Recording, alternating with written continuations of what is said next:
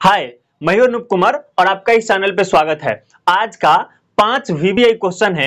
पहला क्वेश्चन है, देखते हैं इसको।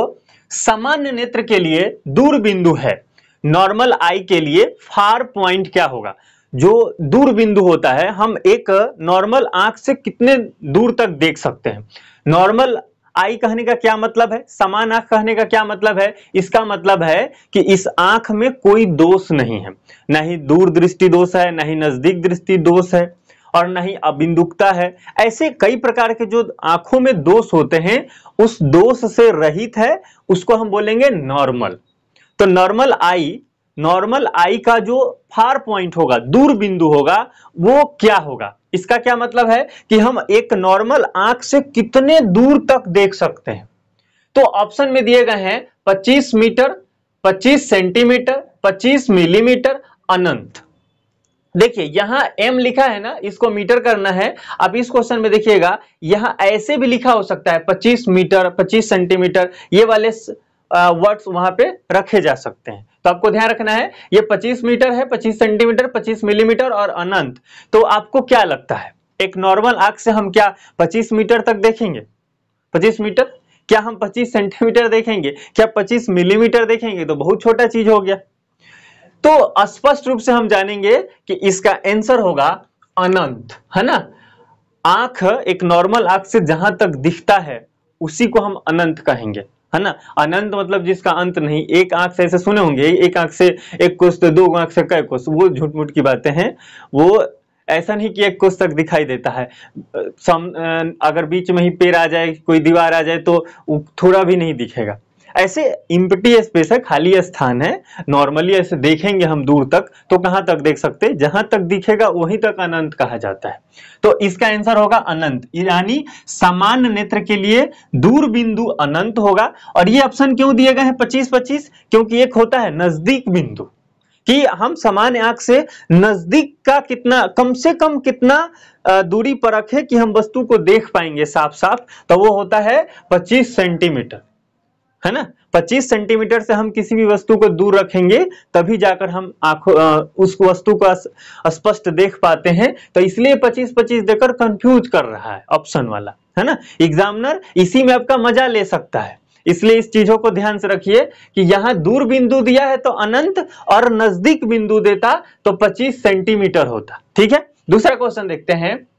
नई कार्तीय चिन्ह परिपाटी के अनुसार दर्पण के सामने रखे गए बिंब की बिंब दूरी ली जाती है।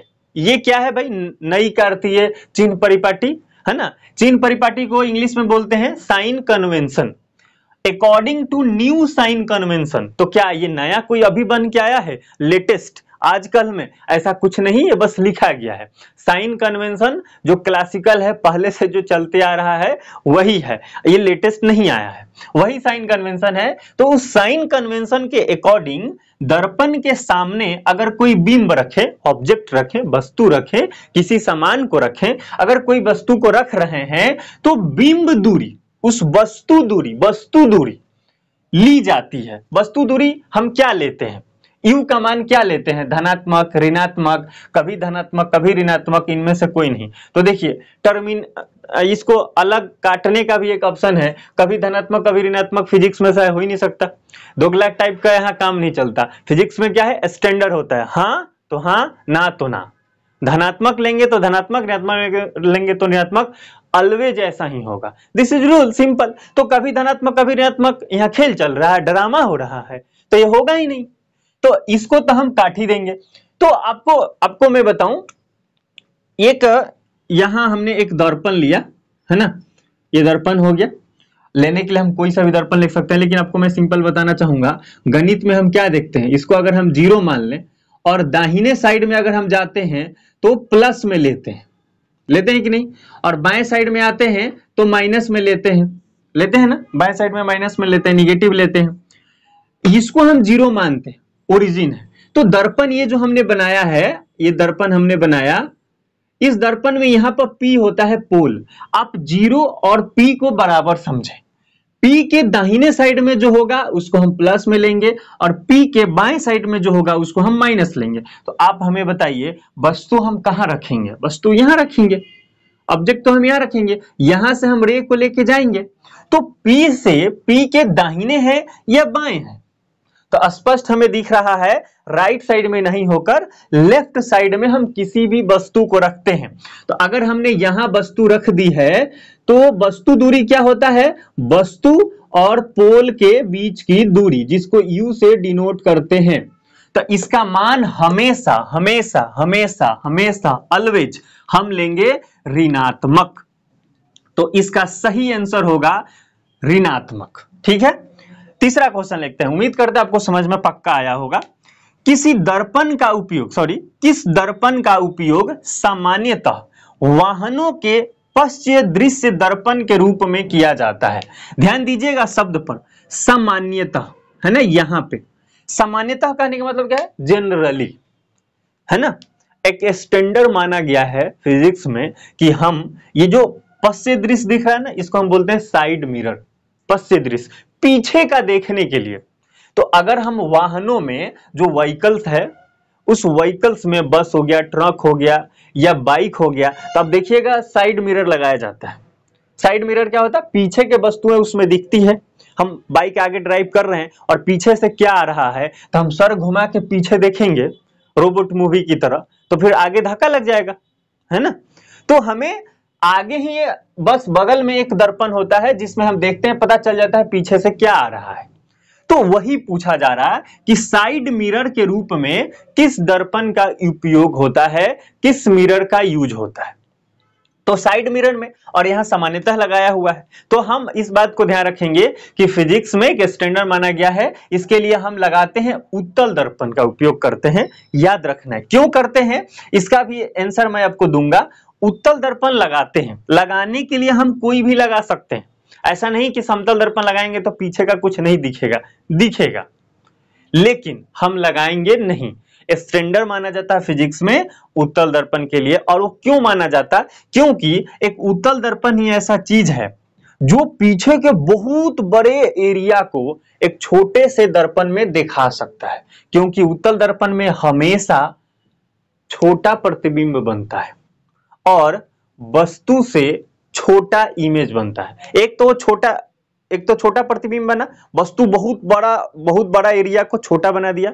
दूसरा कंडीशन इसमें क्या है कि सीधा प्रतिबिंब बनता है।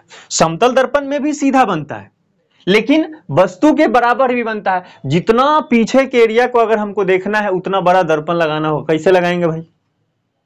सिंपल। तो इसलिए कंडीशन है, कारण है उत्तल दर्पण लगाने के पीछे। अगर आप कहेंगे तो उत्तल दर्पण का उपयोग क्या है, मैं आपको एक प्रॉपर वीडियो बना के दूंगा अगर आपने कमेंट किया। क्योंकि मैं अवतल दर्पण का एक वीडियो बनाया हूं, इस चैनल पे है, यूज ऑफ कनकेव मिरर, आप उसे देख सकते हैं।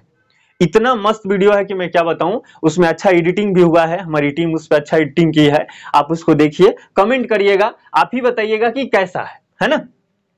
अगर आपको अच्छा लगे फिर आप बताइएगा उत्तल दर्पण का वीडियो बनेगा या नहीं, आपकी जिम्मेदारी है। चलिए, तो किस दर्पण का उपयोग सामान्यतः वाहनों के पश्च दृश्य दर्पण के रूप में किया जाता है? तो आंसर होगा उत्तल। ठीक, क्यों?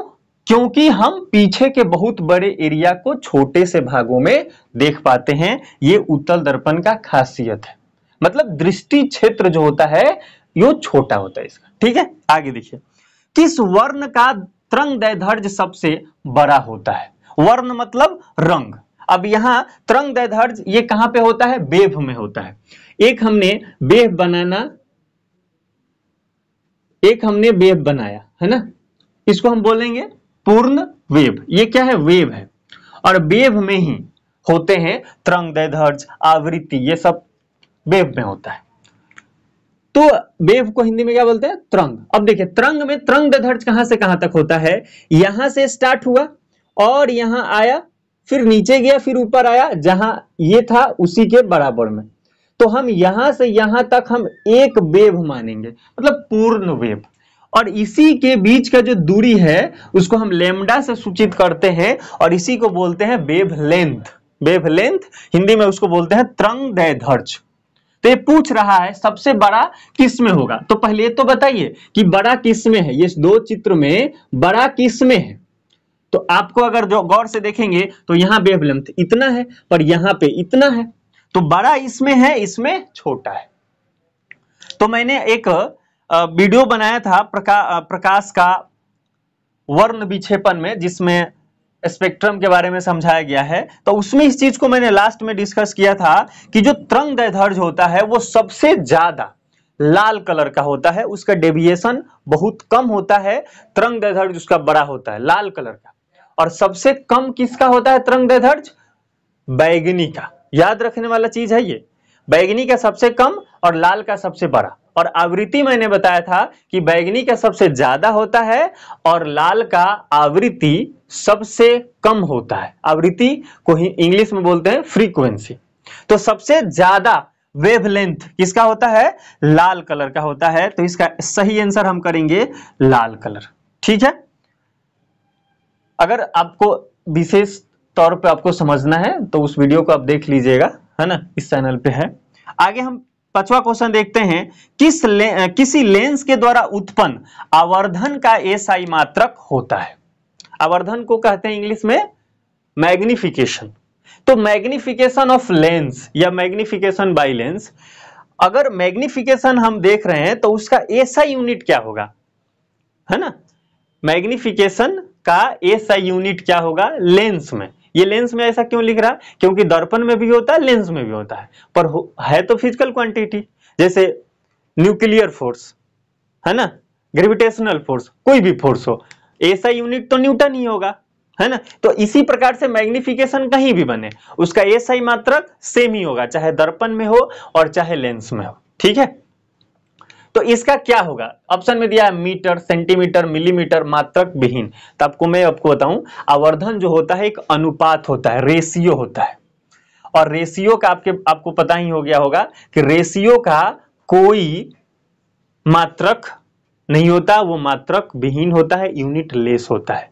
क्यों भाई? आवर्धन का सीधा डेफिनेशन है, किसी वस्तु किसी लेंस द्वारा चाहे दर्पण द्वारा बना प्रतिबिंब की ऊंचाई बटा वस्तु की ऊंचाई। तो ऊपर अगर जो भी ऊंचाई होगा, नीचे जो भी ऊंचाई होगा, तो यूनिट तो कट जाएंगे, है ना। और प्रतिबिंब की दूरी बटा वस्तु की दूरी, दो उसका डिफिनीशन बनाते हैं। तो इसमें हमको लास्टली क्या मिलता है फाइनली, कि वो रेशियो है, और रेशियो का कोई ऐसा ही मात्रक नहीं होगा। तो हम इसका आंसर मारेंगे मात्रक विहीन। उम्मीद करते हैं वीडियो आपको समझ में आया होगा। और आप चैनल पे एक बात देख रहे होंगे, 4 सब्सक्राइबर कम दिखा रहा है 500 में। आपको भी पता है चैनल न्यू है, बड़ा अच्छा लगेगा जब 500 सब्सक्राइबर हो जाएंगे। इसके लिए मैं आपको धन्यवाद भी करूंगा। तो कोशिश कीजिए, अगर आपने नहीं किया होगा चैनल सब्सक्राइब तो कर लीजिए, और एक कोशिश कीजिए मेरे लिए, है ना, क्योंकि सब कुछ तो फ्री है। कम से कम गुरु दक्षिणा के रूप में आप कम से कम 10 लोगों को इस वीडियो को शेयर करिए, ताकि उन्हें भी नॉलेज हो और साथ साथ में चैनल पे सब्सक्राइबर आ जाए। 500 प्लस दिखेगा तो अच्छा लगेगा मुझे, है ना, वीडियो बनाने में थोड़ा मोटिवेशन मिलता है। तो for support, for motivation, you can share this video and please subscribe the video. मिलते हैं नेक्स्ट वीडियो में फिर से वीवीआई क्वेश्चन के साथ। तब तक आप जम के पढ़ाई कीजिए। जय हिंद, जय भारत।